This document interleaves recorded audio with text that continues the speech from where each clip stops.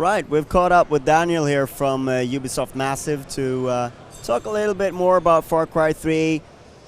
Your release got pushed back a couple of months, so still not out yet. So we got people playing both the single player and the multiplayer here behind us, and there's quite an impressive line. And it's actually they're playing Firestorm, which is a mode that you designed.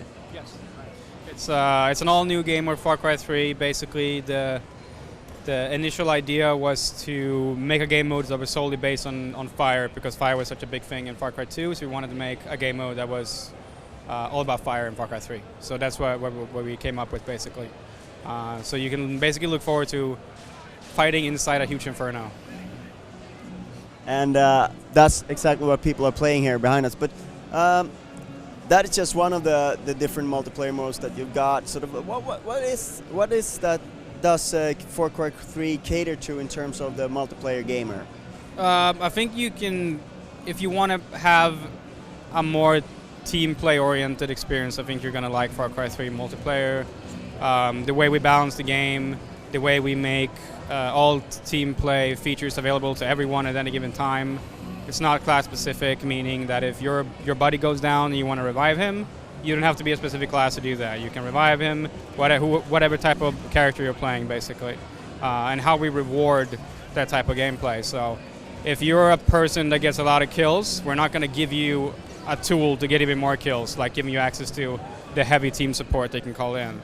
But the guy who revives, the guy who battle cries, the guy who tags, the guy who captures points, the guy who does things that benefits your team is the guy that's going to gain team support points and is going to gain access to the heavy weapons that you can call in, like the sight gas, the barrel bomb, and all that stuff. The heavy stuff that can turn around a match and get you lots of kills. That's the kind of person. The team player is going to get access to that. So in the end, the guy with the highest score on the scoreboard with the most kills is usually the guy with the most revives, the most battle cries, the most team play actions executed.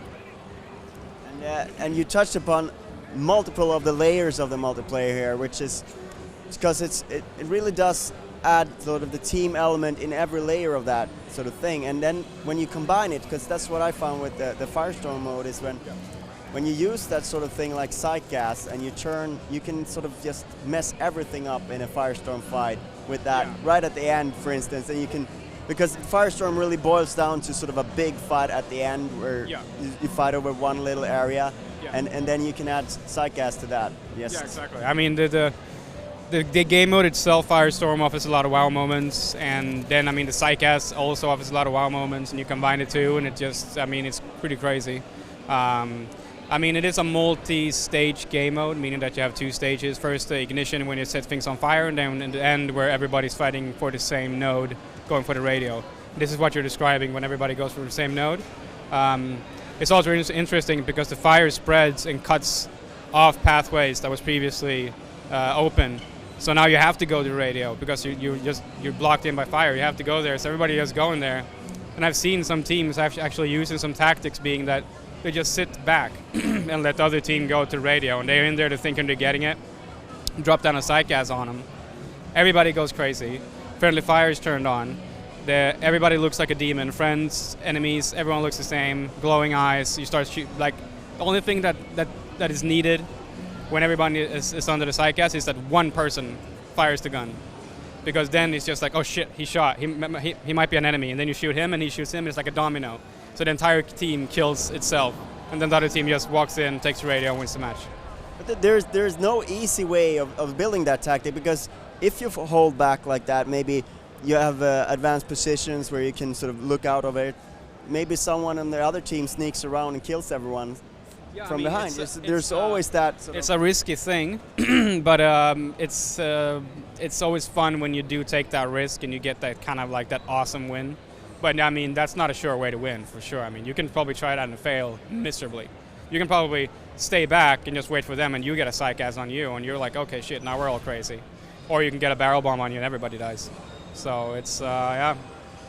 I guess it's kind of a scary thing to sort of leave the game here and let people sit down and play with it, because then you really see if those team mechanics work when people don't know each other, they're not teamed up in any way, they just sit down and play the game for a few minutes. Yeah. No, but I mean that's the kind of the thing it is with conventions like this. You come in, you sit down, you play for maybe 10 minutes, and then you're off. So I think in general, the thing you do when you sit down and play like this, like you kind of get comfortable with the game the first 10 minutes, the controls, the shooting, and then you don't really get to experience any type of depth.